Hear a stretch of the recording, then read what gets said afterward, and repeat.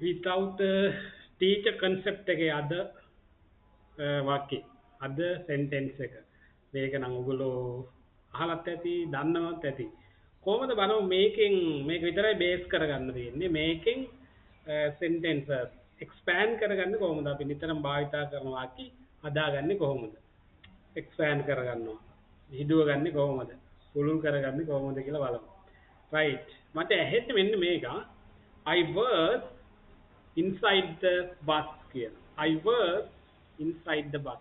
I was මම I was කියලා කියන්නේ හිටියේ. හිටියා.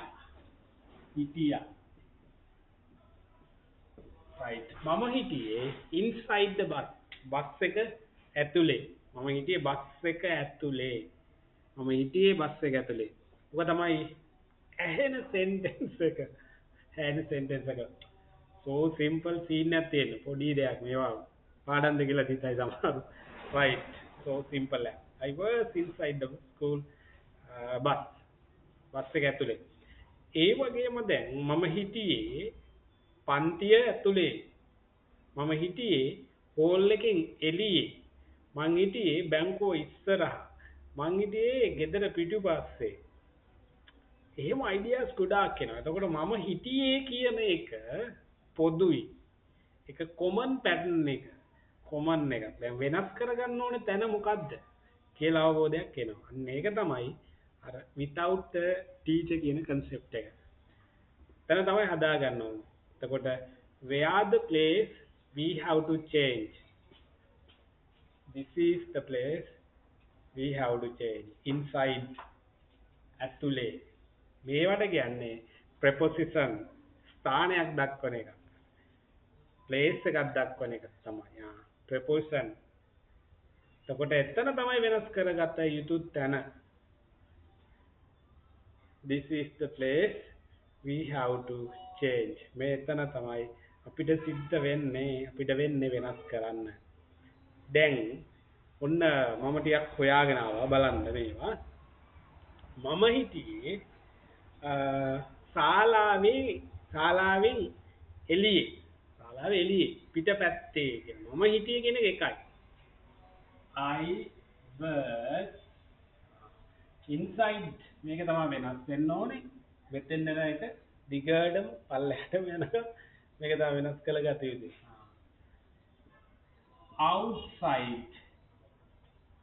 outside the hall outside hall එකේ එළියේ පිටපැත්තේ I was outside the hall outside පිටපැත්තේ මෙතන තමයි වෙනස් කරගන්න ඕනේ right එතකොට preposition ස්ථානයක් දක්වන place ස්ථාන දක්වන preposition තමයි ඔයගොල්ලෝ දැන් මෙතන study කරගත්ත යුත්තේ මතක තියාගන්න ඕනේ එතකොට කියන්න පුළුවන් මම හිටියේ අහවල් තැන like that ඒ වගේ right next one මම හිටියේ ගෙදර පිටුපස මම හිටියේ I was වෙනස් වෙන්නේ නැහැ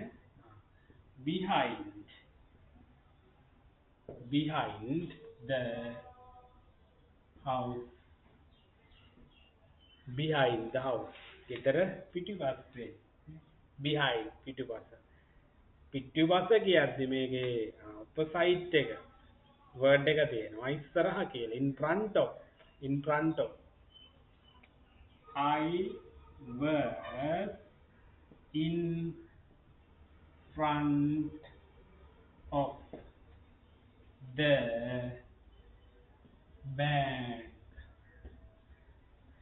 bank එක ඉස්සරහ තමයි මම හිටියේ I was in front of the bank boy එනවා girls හොයාගෙන කවුරු හරි ඉන්නවා කියන.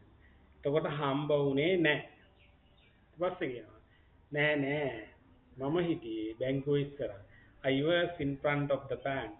බැංක් එක ඉස්සරහ හිටියේ ඔයා දැක්කේ නෑ මාව. නේ? ඔයා දැක්කේ නෑ මාව.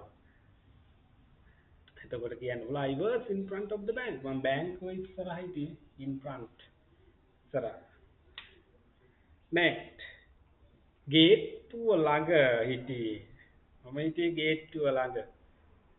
I was මම හිටියේ at the gate. I was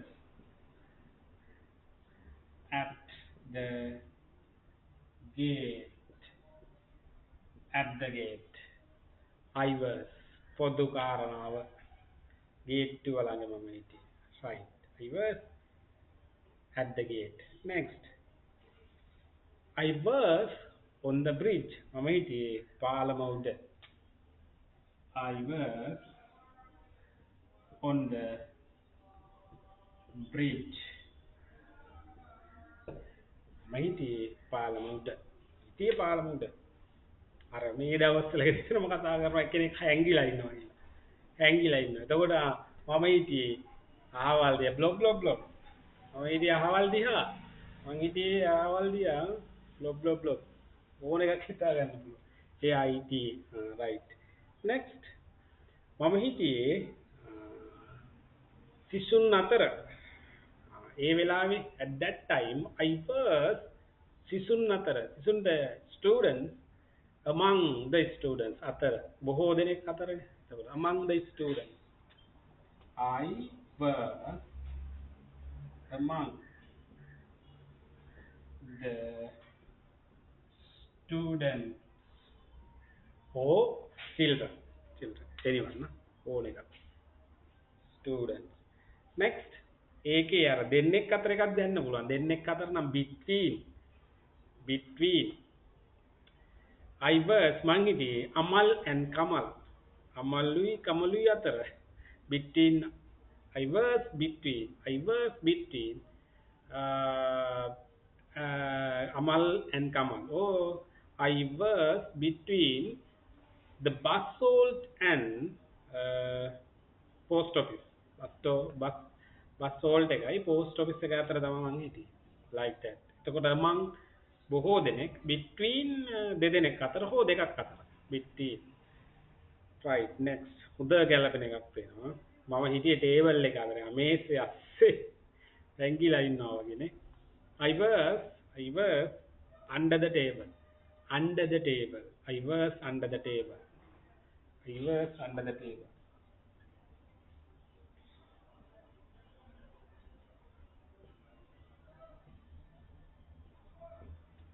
I was under the table.